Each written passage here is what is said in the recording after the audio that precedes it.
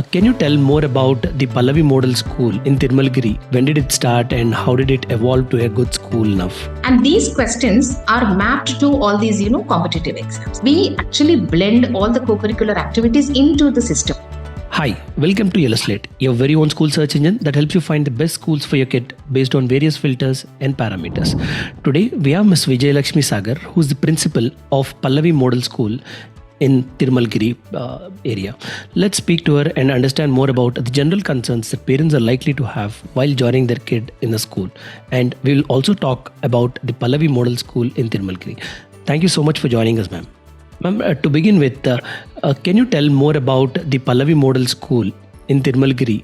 When did it start and how did it evolve to a good school now? Yeah, sure, Mr. Santhan. Actually, the school has started last year itself. The academic year began in June because it started late as it was a new school. And then it was a good beginning, I must say, because we had around 312 students who came in. Obviously, because Pallavi has got that name. And we started off with a very good beginning with so many students coming in from different backgrounds. And yes, we have a good infrastructure and we have different grounds where students can be facilitated for different games, and the staff is well trained. And yeah, the school is actually going on well, I must say. And this year we're already touching about 60 to 70 admissions for now. And then we are going good. Got it. Yeah. Thank you so much for that information. And ma'am, the general concern that a lot of parents have is what syllabus to choose for their kid. Can you tell which syllabus is being followed at Pallavi Model School and a little more about it? Yeah, we are following currently CBSE curriculum, and we are also actually blending a little of international curriculum, Cambridge, in the lower grades in order to instill this English language into our students, because most of them face problems in communication and speaking, and that is the reason we want to lay a stronger foundation at that level. Therefore, we follow Cambridge books at the lower level. It's a blend though, but we actually follow CBSE curriculum. Got it. And coming to what to choose, because ICSE is a very extensive syllabus and curriculum. And it is only for academic-oriented students, I must say. And coming to language part, because I am an ICSE student. So coming to the language part, ICSE really inclines towards language, and it facilitates students to have that a building of language skills and everything. And it's a very extensive and vast syllabus. Sometimes students make it exhausted, and because it's very exhaustive also. So it depends on how the child is and what he wants. Like, few children are used to playway method. Few of them want, a serious academics. Few of them want a blend of both. And CBSE is one which facilitates student learning. It is mostly student-centric. And it actually gives that, conducive environment for them to have that activity-based of learning rather than completely focusing into, curriculum academics. So that's how. Ma'am, speaking a little more about the syllabus, the general perception is that the CBSE syllabus, or the students who are studying CBSE, will have an edge over others when it comes to the national examinations conducted by the government, be it NIT or IIT. Is it really true, or is it just a myth? Absolutely. I must say it is true, because they actually align the curriculum to the requirement of whatever the requirement of the student suiting to the current trends. Like, for example, if you see a CBSE paper, it will definitely have questions that are related to assertion and reasoning, case-based questions which have a lot of logical and reasoning thinking, a lot of application-based questions. And these questions are mapped to all these, competitive exams. So the child is already getting prepared for such sort of, challenges that he's going to face in those. And all these so-called, these coaching centers and everything believe in CBSE books only. Finally, when they go from ICC background or SSC background also, they ask them to again purchase the CBSE books because they are a reference for them to further study for their, whatever the competitive exams. But however, all said and done, even ICSE has those sort of books. But again, as I said, CBSE has a lot of, these competency and skill-based questions and a lot of logical and reasoning, which children are trained. That is the reason. So most of them take this as a reference for their competitive exams. Got it. That's why CBSE. Got it. And the other thing that parents are little concerned about is how balance both academic excellence and also the co-curricular activities within the school's time. Because gone are the days where they look out only for one thing. Now they want both. It's not this and or that. It's this and that now. So what are your plans in order to find a right balance between the academic excellence and the co-curricular activities? Yeah, that's really a great question, because today's generation, as we always call them as Gen Alpha and Gen Z students, it's recommended that they should be trained not only in curriculum but also in varied activities, because skill development. At the end of the day, when you go for an interview nowadays, I keep telling my children, it's not only the academic part. Basically, they see the skills, what you have developed. And here in CBSE, we actually blend all the co-curricular activities into the system. So therefore, like we have clubs, we have this life skills, value education, everything is instant. So therefore, it's like, they're learning along with academics. They're also learning things that are required for them to be prepared for life, I must say, because all skills are given for them. Got it. Yeah. And I'm sure the physical infrastructure available in the school will play a vital role in ensuring this happens. What sort of physical infrastructure do you have in the campus at the moment, and what do you plan to build further in the coming years?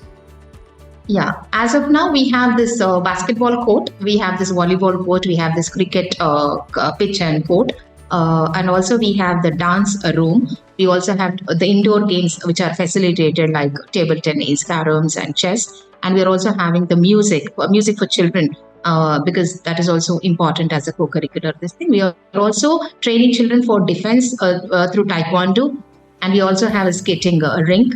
Further on, next year, we are planning for a swimming pool, and we are also planning for a few more games to be added on. And coming to the classrooms and all, we are also going for smart technology. Most of the classrooms are there, and still now we are building on it. Yeah, that's how we are more or less prepared for everything. Yeah, got it. We have a good library. Yeah, we have a good library with enough number of books. We also have the lab with all the facilities. So I think everywhere we are trying to bring that quality. And ma'am, being a principal, I'm sure you'll have a key role to play while onboarding teachers. And what sort of virtues do you look out for in a teacher while taking them on board? So we have a process of recruitment here. It's not that, teachers come in and then we just like that select them on basis of their demo or something like that. But we do have a process. Like when they come in, first they fill in their CV, and then they also write a test pertaining to their pedagogy and also pertaining to their subject knowledge, just to understand that they are okay to that level. Then comes the next process where we have given them few questions where it will be tested how their classroom management, practical approach in the classes, whether they are able to manage the children, whether they're disciplined, whether they're okay with the NEP policies, whether they're able to understand what is CBSE. So certain questions which are of generic kind, and that will actually show us whether the teacher is actually fitting to that CBSE curriculum and the role that we want her to be. And after that will be a demo, and then will be the principal round. So when I am also talking, I just check whether the teacher is going to be a facilitator rather than a teacher. Because it's not any more lecture method. It is not that it's like a student and a disciple. Rather, it is like a disciple. A student is not a disciple, and a teacher is not a guru. Gone are those days. So now it is all 21st century where there is no bossing over or whatever I can say. It's like, they have to be facilitating students rather than teaching. So I see all these qualities in my teachers when I'm actually recruiting them. Yeah. Got it. And the other important, very, very important factor is the commute time from their home to the school. So can you tell us where your school is exactly located in Tirumalagiri, and also regarding the plans to have buses and what sort of transportation facilities do you have? Absolutely. It's actually in a very serene and atmosphere of, tranquility. We're surrounded by trees and everything, and we are in the army cantonment area. So highly disciplined area, I must say. Nice. However, the buses will be flying to the nearby distances, and also we are trying to little go further also for the children to come. Like now also we have students coming from AS Rao Nagar and Saini. And in and around, yeah, the buses are flying every single place that the parents are coming from. We are providing bus facility. And coming to the location exactly, it's near the post office, All Saints Church. A little we have to go further. And then just beside the post office, Tirumalagiri, we are located. Got it. And ma'am, what is the usual admission process at Pallavi Model School? What sort of documents do they have to carry? And usually, what is the right time to come and approach you to get enrolled in your school? Yeah, actually the admission process has started, and then the usual process, admission process style is they actually give a call or there is a direct walk-in. Now we are available from 9 o'clock to 4:30 p.m. in the school office. We are also working on Sundays to facilitate parents who are working and can't make it on the weekdays. And usually the process is when they come in, we give them an application form which has to be filled. Actually, an inquiry form, and then the application form. After the parent is satisfied about the explanation part of the curriculum, everything is given to him. And once he is satisfied, then he can go for the application to be filled in. And the documents that are required is usually Aadhaar card. We take it because that is required for the ID proof, and then we take the TC of the other school, which will take time. We do understand. Then the mark sheet of the child from the other school, just to see that where the child is actually standing. If need be, we feel that the child needs a small test to understand his level, not to deprive him of admission or something, but just to understand to what level the child is. We just conduct a small test. And then after that, these documents will be submitted, and 2 passport size photographs we take, and then there will be a round of interview with the principal also. The principal will also talk to the parent just to give them that overview of the school and any other questions if the parent has further to the admission counselor. And finally, the admission is done. That's how it is. So we want it to be a welcoming atmosphere for them, so that, when I interact also, I do try to give them that warmth and everything. And then we also have a campus. Got it. Thank you. Thank you so much for all this information, ma'am. I'm sure it will be quite helpful for parents who are looking for good schools in your locality, because all this information being handy before even coming and visiting the campus will give them a gist of what they're going to get into while coming to Pallavi Model School. Thank you very much for all this conversation, ma'am.